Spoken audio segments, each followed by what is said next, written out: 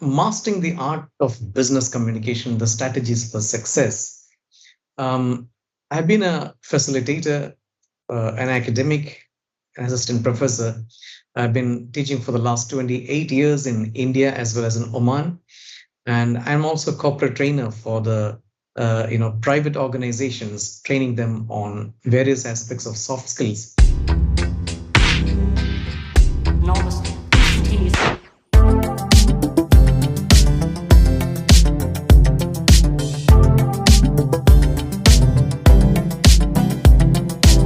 In this session, I'll be speaking about the letters, the general principles of business correspondence, memos and emails, and also briefly about the oral communication. Well, the objectives of the sessions are to refresh our awareness of principles of communication, to update our knowledge about written and oral skills, and to upgrade our knowledge to enhance your confidence at work. Now, if you look at this particular slide, you can see two statements. And for a person who is not very careful about language and its nuances, the punctuation at the middle of the statement doesn't make much of a difference. Whereas if you have seen this and if you have understood it, both the statements mean two different things. One is let's eat grandpa, which means like cannibals, let's all pounce on the grandpa. The second one is inviting grandpa to eat. Let's eat grandpa. So remember, punctuation is an important element of communication. And definitely correct punctuation can save grandpa's life also. Well, why is it communication so difficult? Okay, we have been communication perhaps ever since we were born, but then it is still a complex process, as you can see. From the center on one side, A, we have to move on the other side, B, as the receiver. So carrying on this message is not as easy as we see it perhaps in this small diagram here, because it involves a lot of other components like the channels and the media, how we communicate. Is it through verbal means or gestures or non-verbal means? Are we using technology in our communication, or is it a face-to-face communication? Nevertheless, besides these elements that we mentioned over here, there are also perceptual filters. Now, what are these filters? There may be some bias that we have, prejudices that we have, which might influence our communication. If I tell that there is a big tree, a huge tree in front of my house, to 10 different viewers or listeners, that tree might be something different in each one's mind. This is because the listener perceives matters based on their association with the words. So to be more specific, I have to tell exactly, I refer a coconut tree, so then at least some more specific information will be there in the minds of listeners. Now, if you look at the more on the business side, people actually write these applications. This is an actual collection of leave application letters. An employee applied for half a day leave and says, since I have to go to the cremation ground and I may not return, please grant me half-day casual leave. I believe the other microphones may be turned off. Okay, thank you. The second statement says, another leave letter says, as my mother-in-law has expired and I'm responsible for it, please grant me 10 days leave. Now, both the writers in these letters obviously made the similar mistakes. They always were in a hurry to write about it. They didn't pay attention to what they wrote. They thought the meaning was conveyed from themselves to the readers are the same. But you can see there are some difference in the perceptions of the readers in this case. So both of them took it from the writer's perspective and didn't think about the reader's perspective, because both the letters here contain some kind of a misunderstanding, a kind of secondary meaning to it. Whether the first one says, no, I may not return, is he going to die there in the cremation ground? And the second one says, I'm responsible for it, for the death of my mother-in-law. No, obviously what he meant is I have to do the rituals for my mother-in-law's death. So that's what. So these kind of things are very common in our day-to-day conversations in the business world, and mastering the art of business communication is definitely a skill by itself, and not as something which is impossible. Every business letter carries the hallmark of your personality, and they are ambassadors or representatives that will go to another place, just like an ambassador of a country. This letter, this email goes to another person's office, and then does whatever the intended purposes. Always remember that not in an email, in a letter, consider the reader's point of view is very important. Okay, let's look at, this is a typical letter with a from address and the date and the to address. There's a salutation, dear Mrs. Right. There's a subject line and the three paragraphs, the introduction, the middle, and the final paragraph. And there's a conclusion here, yours sincerely, the complimentary close, and the name and the title of the person who writes. And if there are any enclosures, mention what it is. Now, usually when we start a letter, we always thank you for your letter if there is a response to a previous letter. And the next one after you introduce is, once you state always remember to state the purpose of this letter. Do not delay the purpose of the letter. This is not a report. This is not something which people read it at leisure. All of us in business world, we have very little time to read and comprehend the letter. So let's be as brief as we can. So state the object as early as possible. I'm writing in response to, with reference to, this to inquire about. And towards the end, always remember to write the letter in a more polite and more positive manner. We look forward to receiving your reply. I hope things are clarified from our end. So this is a forward-looking statement towards the end of the letter. Let's now look at the principles of business communication. It's categorized into three different areas, just for convenience sake. There are lots of concepts of business communications, but then let's look at the most important, the fundamentals of business communication: courtesy and consideration, directness and conciseness, clarity and precision. Okay, let's take up each one of them. Courtesy and consideration. Courtesy or politeness or respect is something which we always have, whether you meet a person, face to face, or even in a business letter. It's like the oil that removes friction. Always use the word thank you, the magical words that we studied in our kindergarten, perhaps. Okay, thank you and welcome and please and kindly. Now, these are all well appreciated in the business world. And avoid using "we cannot accept your request" because it's very harsh. It's a bit rude. You can always put it in a different way.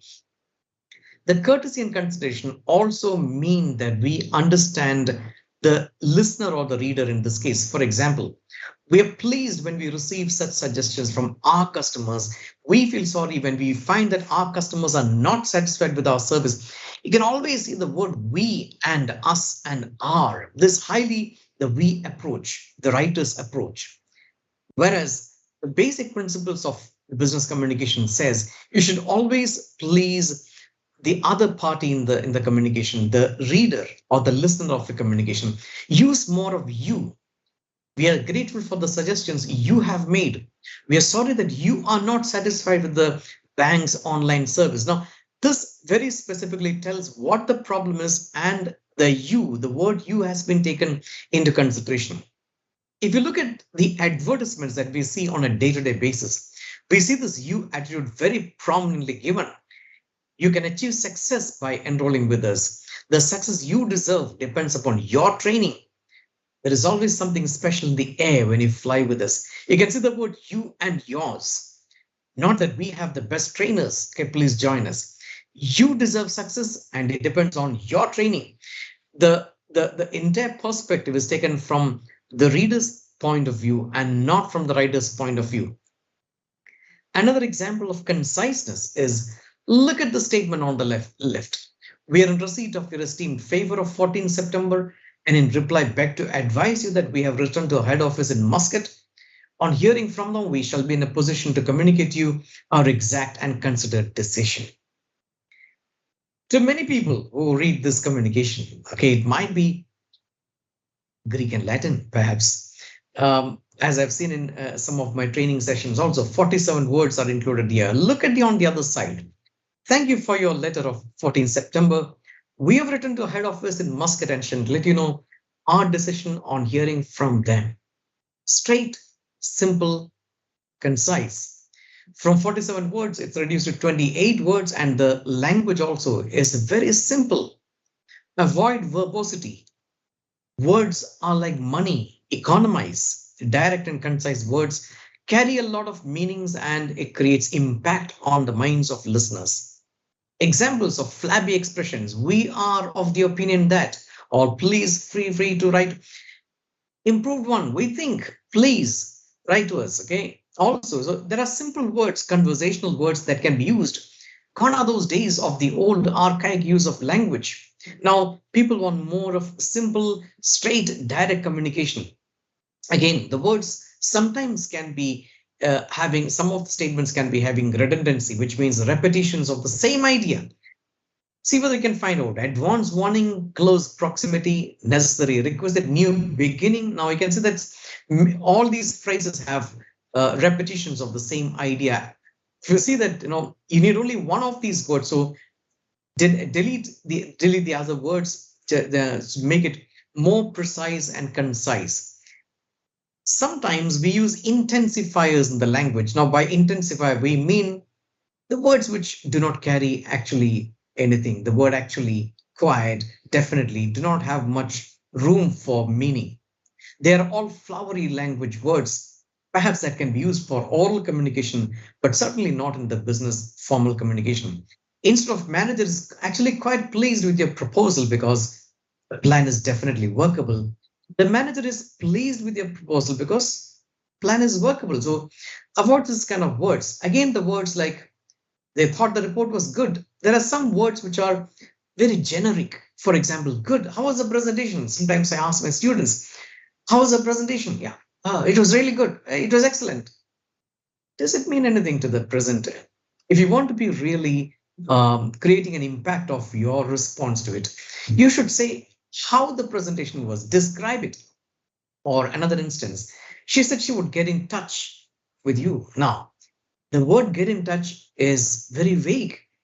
How many ways can you get in touch with people these days? Direct, indirect ways, using technology, WhatsApp, or Instagram, email, telephonic communication. So let's improve that. The first one says the management council was thought Tom's report was factual and well written. So the word, instead of good, you change it to factual and well written.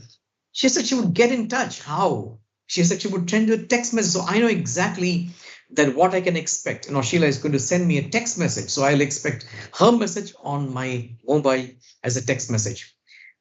Again, the words like use simple expressions, because Matthew Arnold said, have something to say and say it as clearly as you can. And that's the only secret of style. So let the words be as simple and precise, plain, and use simple expressions. For instance, again, the same thing, contact me or as soon as possible has, these words have some vague ideas in the minds of listeners or readers. At your earliest convenience. And these are all, I'm sure, everyday conversational words. But there is a room for misunderstanding. So let's avoid that. Contact me by email, not as soon as possible, by tomorrow evening. So let's be precise, give the date and the clear expressions of it. When you start letters, now as we're talking about letters, it's also important to know the ending of the letter depends on how we start the letter. For instance, okay, here we start with the name of the person and then you use the word yours sincerely. In a situation where you do not know the name of the person, we always say dear sir or dear ma'am. In this case, use yours faithfully.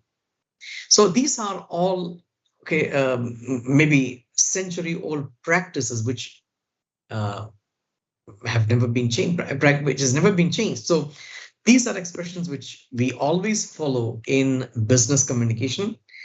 The nuances, not everybody knows about it, but imagine your boss or somebody who receives your mails and letters know about it, then they might hold you against your effectiveness of communication.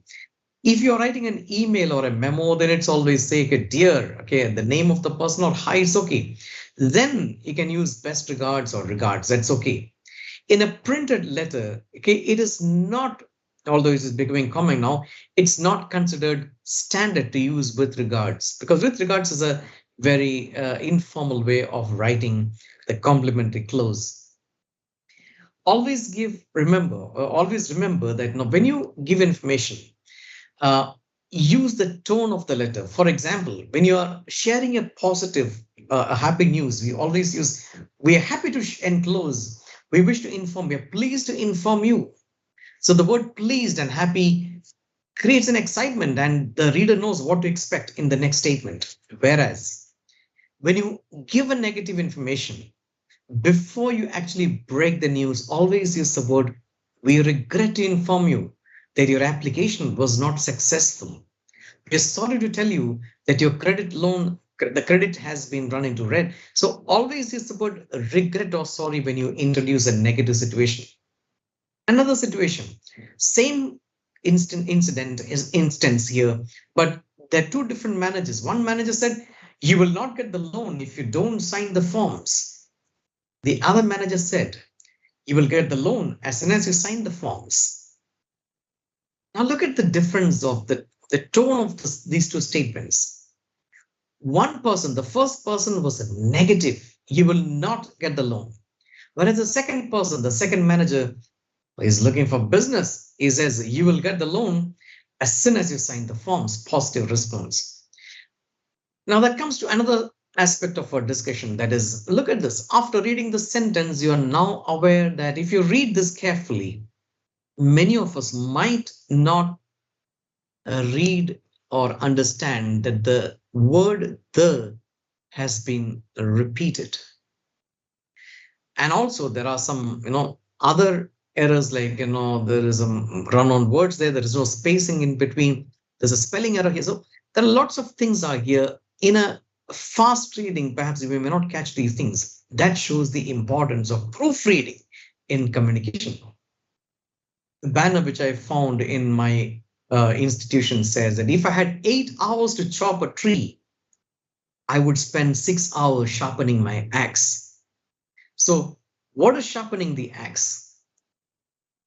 Sharpening the axe is the preparation, the planning.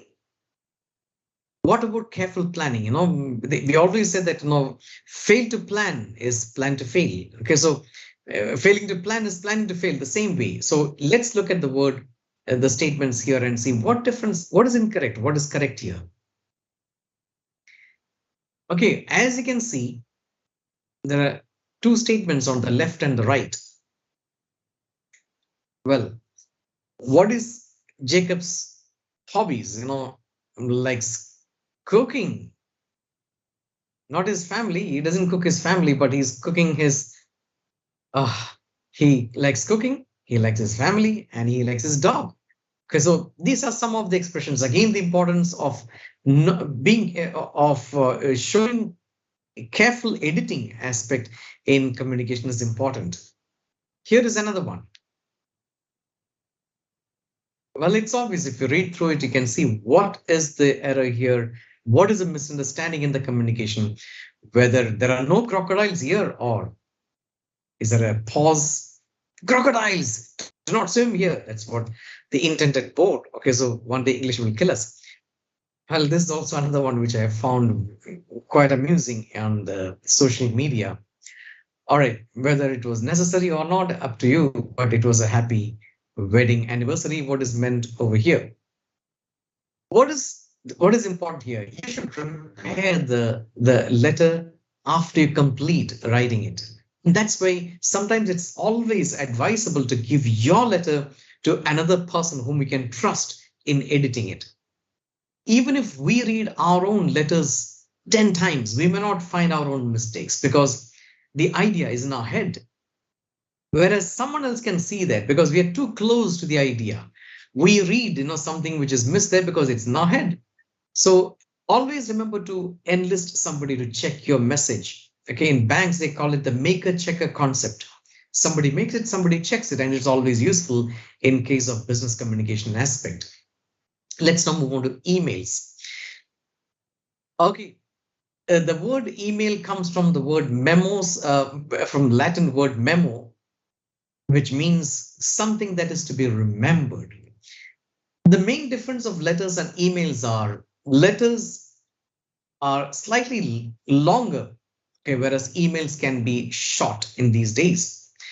There are four elements of emails: the subject line, the opening sentence, the body, and the closing. Subject lines should summarize the message clearly and concisely. It should tell the story before the person opens your message. Nowadays, people open the emails on their mobile devices or on their tabs. So avoid meaningless one-word headings. Avoid this. Help, urgent. It doesn't convey any meaning in the professional business world. Okay, unless it is a real SOS. You can't type anything more than that. No. The opening of the letter should convey the main idea as early as possible. The body should have information logically presented. You should use numbers or bulleted list and consider adding some visual impact if it is needed, colors perhaps.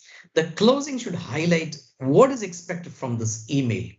What is the outcome that is expected? Let's look at the 10 email hacks, the top 10. Write clear subject lines. You can see there are three. One is here, second is here, the third is here. From staff meeting, look at what is being conveyed, the much better subject line. Bi-weekly staff meeting for updates, December 12th, and the time is given. So the person knows what kind of staff meeting, the purpose of it, when it is conducted there. So second tip is reduce the number of paragraphs. Limit the paragraph length to 1 to 3 lines in the email. People don't have long attention span when they are online. So please understand, use the list and the outline format as much as possible. Here is an example for you. Okay, I hope you're a great vegan customer. So a lot of a big chunk of words written on there.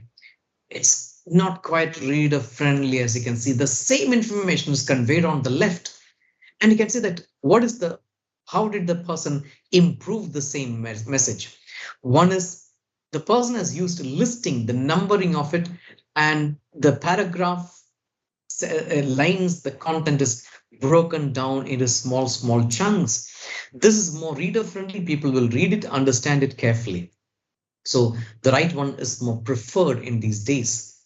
The third one, specify what is the response expected by the reader. Sometimes when you read the emails towards the end, we are confused. We don't know what to do. Okay, we read some information. So what is my action? What am I supposed to do? Please state it very carefully. Could you please email me the answers to the questions by the end of the week? So that is already conveyed there. The subject line, I request 3 items, financial matters from you. Avoid socialization in official communication, and that is something which we all know. Okay, so that is, it has different area that is a personal communication, not by the official email by itself. Bluff it. Now, bluff stands for bottom line upfront, BLUF. What about the information that you're seeking towards the end, stated at the beginning? The purpose of this email is to outline our current policy. So the statement is given at the beginning itself. Or you say, I need some financial data that I'm working on. Modify the emails. The etiquette of it is, you should change the subject lines as per what is the content of your mail. Avoid using reply all and observe the 24-hour rule as an etiquette. We call it net etiquette.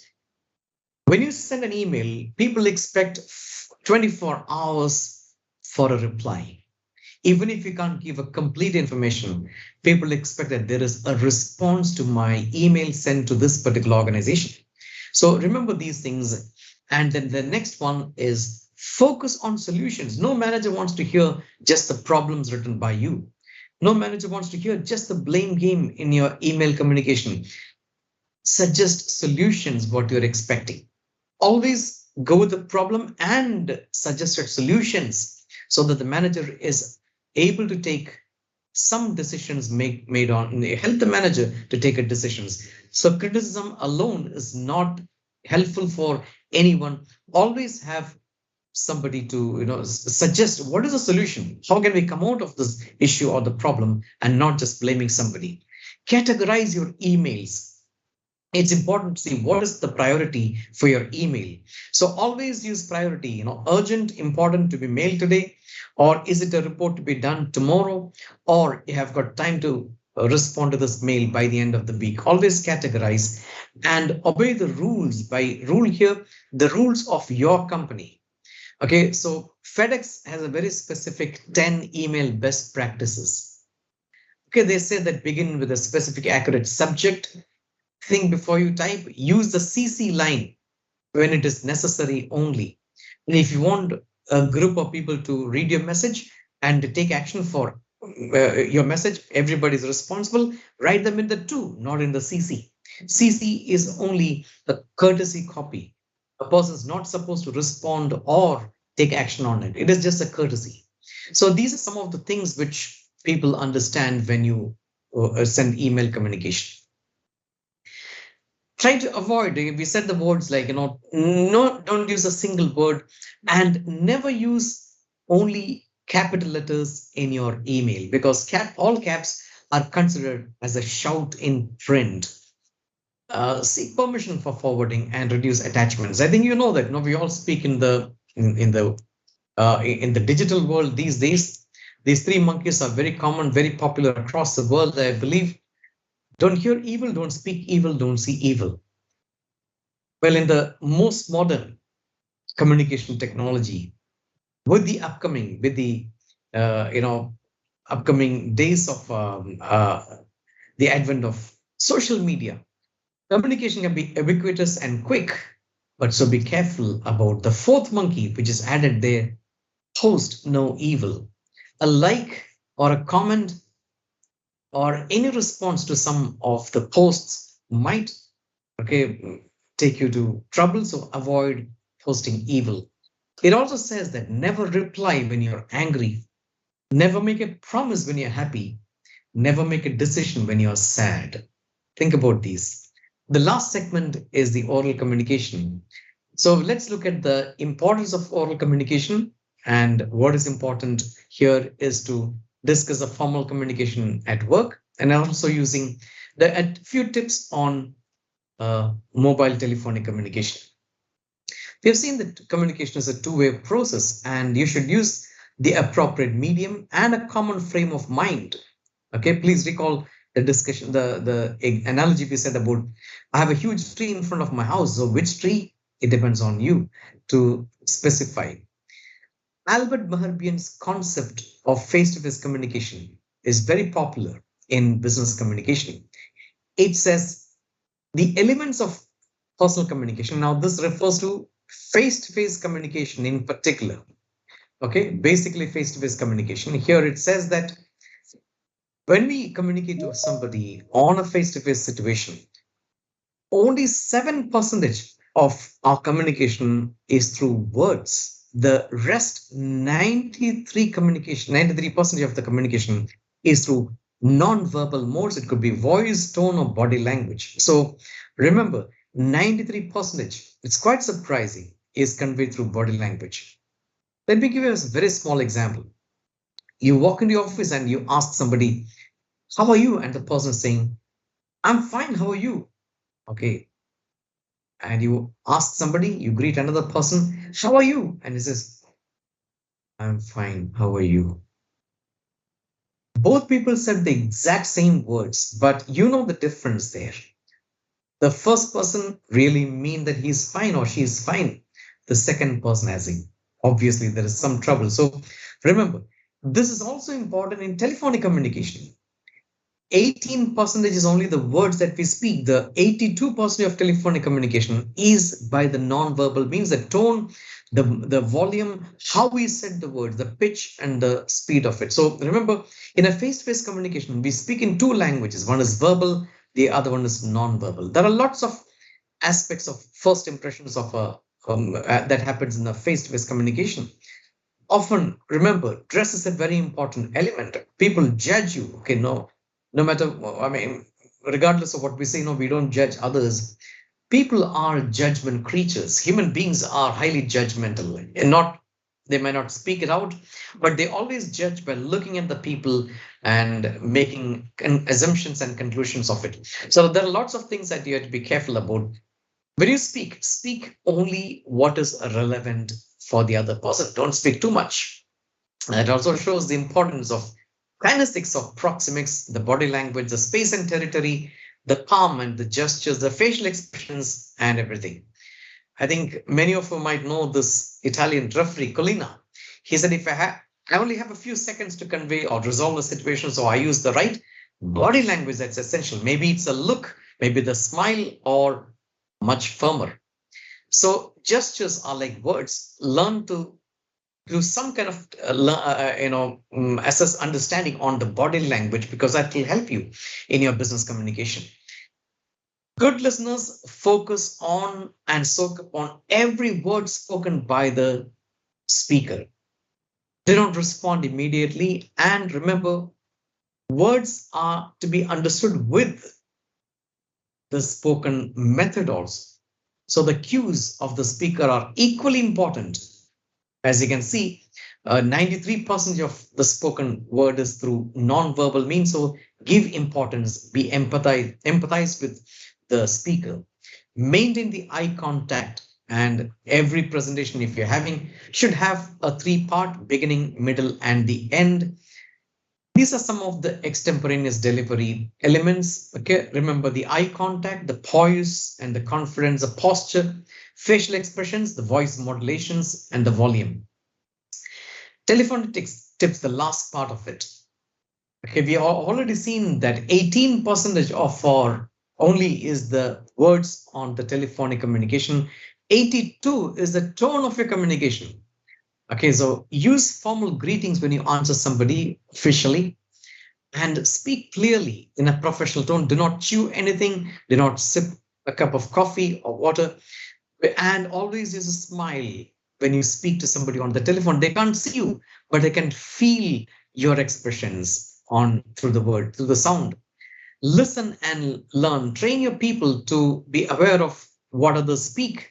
Always allow the other person to finish his or her thoughts, and then you confirm your understanding. Do you think, or did I understand? Can I confirm your understanding that you have this problem and you're looking for a solution? And these are some of the quick communication tips. And remember, we said this earlier, emotions heavily influence our communication. So never reply when you're angry, never make a promise when you're happy, never make a decision when you're sad. This could always lead to strategies for successful business communication. Thank you so much. Over to you, Obehi. Dr. Binu, I do have a question for you. And it goes this way, because you talk about a lot of interesting things, and I could even see a lot of the teaching there, very interesting and very captivating, Apart from the visual, thank you. Apart from the visual, you are really good. Thank you so much for that. Now, after listening to you, somebody have listened to you and see what you have said. Now the person is asking his or herself, what is the benefit? What is the difference? What if a business decides to be effective or not to be effective with their communication? What difference does it make? Please share with us. See, effective communication in business. And I imagine you are an expert in everything. You have an experienced staff with you. You have all the best technology that is available that's in your office. But if the attitude of people, okay, somebody, I think, Yanuvi, sorry, I may be wrong in pronouncing a name, was telling about the soft skills. If you don't have the appropriate soft skills, you are at a big disadvantage. It's like having a beautiful table, but the legs are wobbly. So it's not basically functional. Whereas, in today's world, people can match with, you've been telling about, how we are unique by ourselves as an individual. Yes, of course.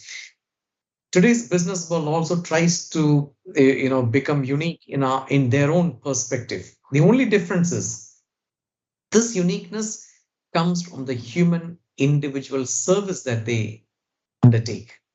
Because if you look at the supermarket, for example, every supermarket around us sells the same product, only maybe a few little difference in the money. That's it. But what makes business successful today is the service game. It's a service game. Look at the banks; they offer almost every banks. Every bank that's around us has the same exactly same product or service as a credit card and debit cards and deposits.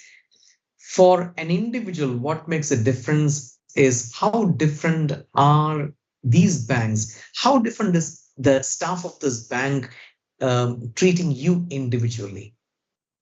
So while you talk about the importance of knowing a good business communication, if you're using common sense into business communication, you'll definitely be more successful than your competitors. Because technology, anybody could adopt a good business house, the brick and mortar buildings. Anybody, if they have the funds, they can have the nice sofas, they can have the good logo or anything. But if they are not able to enhance the human resources, which is an incremental process of improving their know-how and the skills, then you are at a big disadvantage. On the other hand, if your human resources are competent, respectful, considering customers as individuals, you can be the topmost leader in their market. Thank you, Vicky, for this opportunity. As I once again, reciprocate the same, feelings that other speakers have expressed here. As a wrap up of today's session, we have been talking about the vital role of effective business communication in our professional endeavors. And in our fast-paced business environment, the ability to convey ideas, listen actively, and adapt our communication is a strategic advantage for any business. And let's commit to refining our communication. That's an important thing, because learning has no end from the cradle to the graveyard. That's a time for learning. So let's continue to improve upon our own skills of communication. And as we embark on the other projects in the future, it is not just a soft skill, it's a great power. It's a powerful tool that can propel us towards our goals. So that is my message. Thank you for the time. And here is to building a future where communication is a catalyst for our collective success. Thank you, B. Thank you so much for that, Dr. Binu. Please remember to tell the people how to find you. Yeah, I can be reached with the same name. I have a YouTube channel with entertainment and educational, Binu James Mathew. And I am on Facebook and on LinkedIn. I would like to be connected with the rest of the speakers. It'll be great to have, like-minded people to be connected. Thank you. Namaste.